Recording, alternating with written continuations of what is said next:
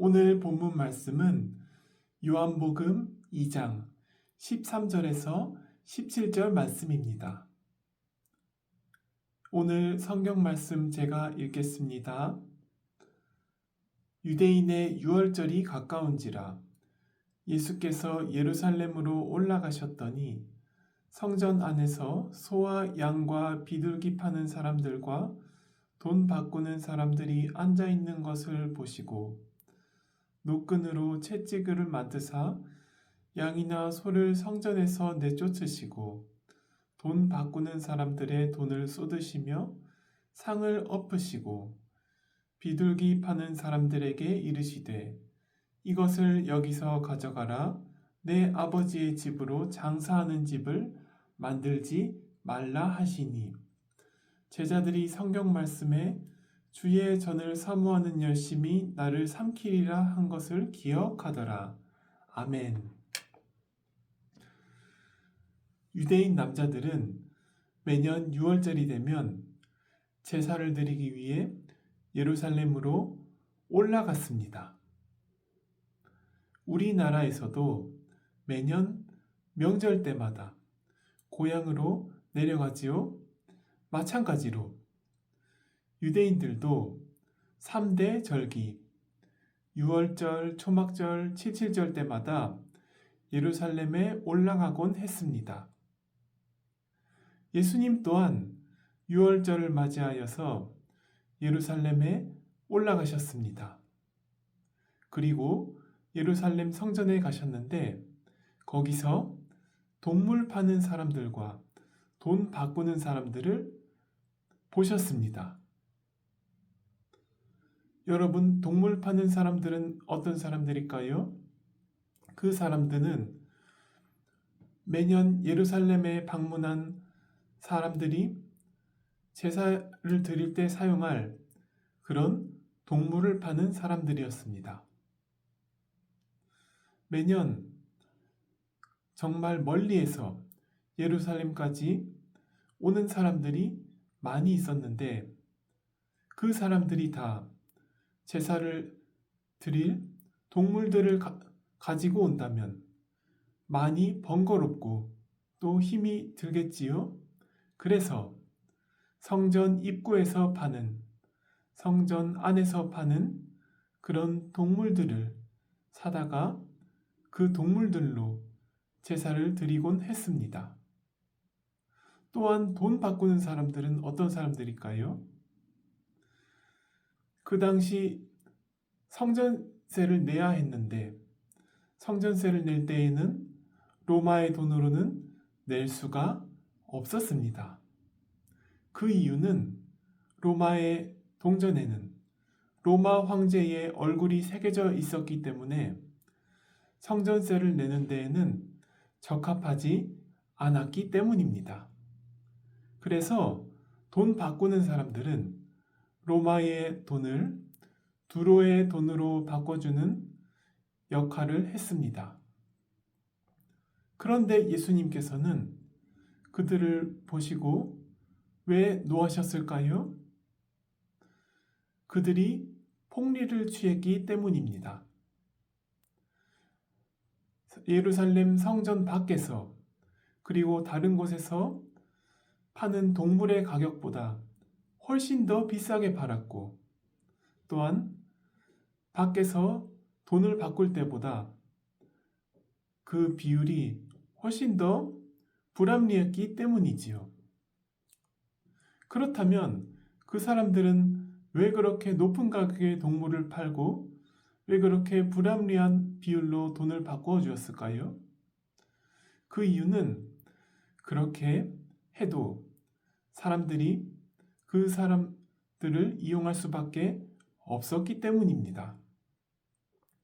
오늘날에도 우리가 놀이공원에 가거나 또한 산에 올라가면 물건 파는 사람들, 특별히 마실 것과 먹을 것, 그 당시에 정말 필요한 것들을 파는 사람들을 보게 됩니다.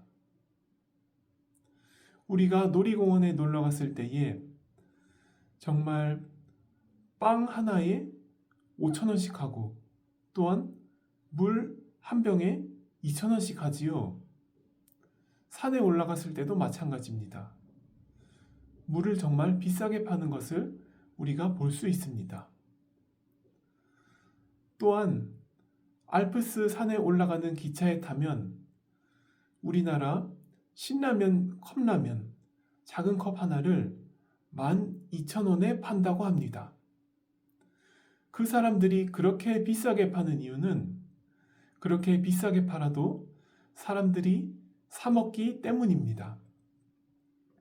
사람들이 정말 간절히 물을 마시고 싶고 또한 배가 고파서 무언가를 먹고 싶은데 그것을 파는 사람이 그것을 파는 곳이 거기밖에 없다면 어떻게 할까요, 사람들은?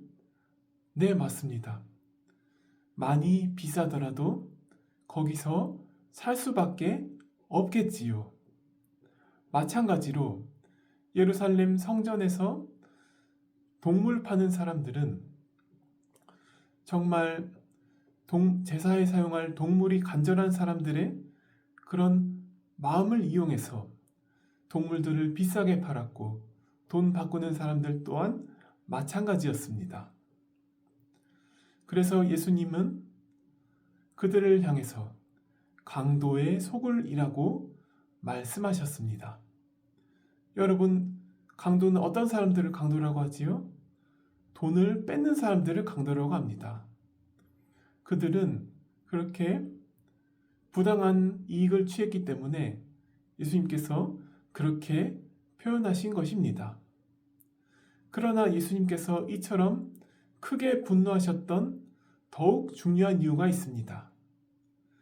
그것은 바로 본문에서 그 힌트를 찾을 수 있습니다.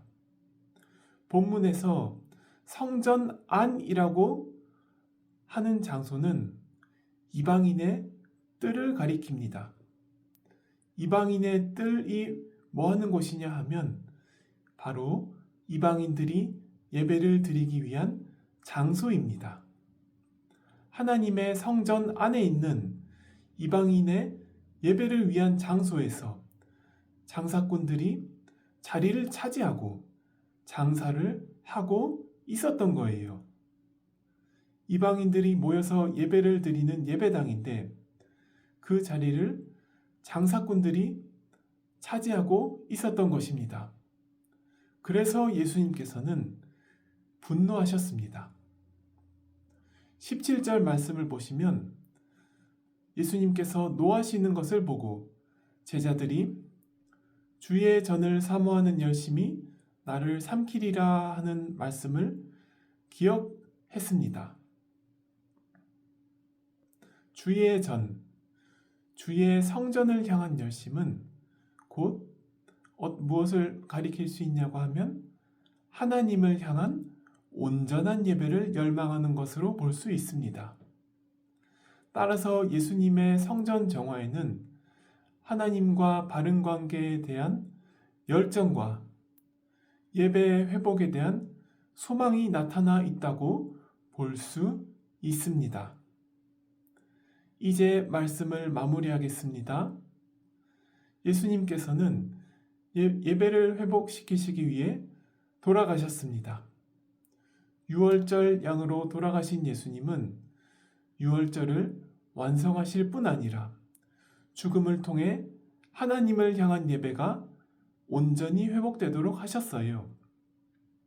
죽음을 통해 예수님께서는 성전으로 세워지시고 죽음을 통해 예수님은 영원한 제물이 되셨습니다. 그러므로 우리는 예수님의 죽음을 의지하여 하나님을 온전히 예배해야 합니다.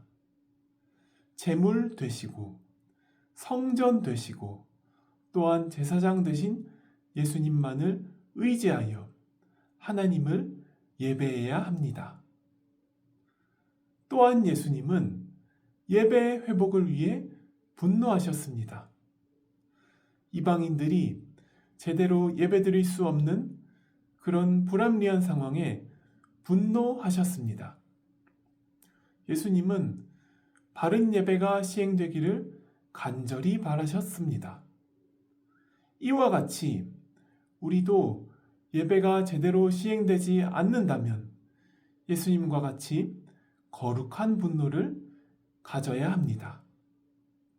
이러한 거룩한 분노와 안타까움을 가지고 교회 예배 회복을 위해 늘 기도하는 저와 여러분 되시기 바랍니다.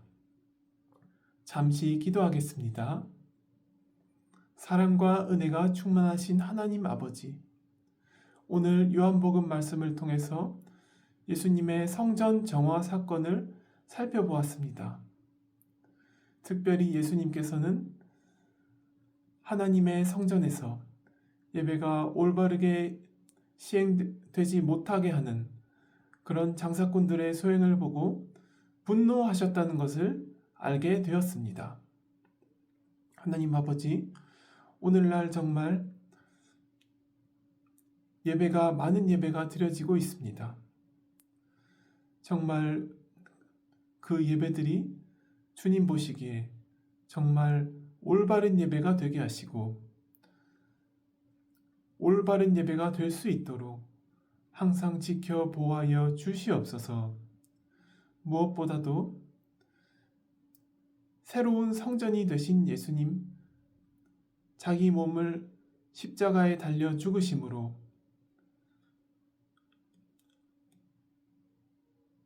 우리를 위한 영원한 제물이 되신 예수님의 사랑에 감사하는 마음을 가지게 하옵소서. 예수님만을 의지하여 예배드리고 하나님께 나아가는 그런 저와 성도님들 되게 하여 주시옵소서. 감사드립니다. 예수님 이름으로 기도합니다. 아멘.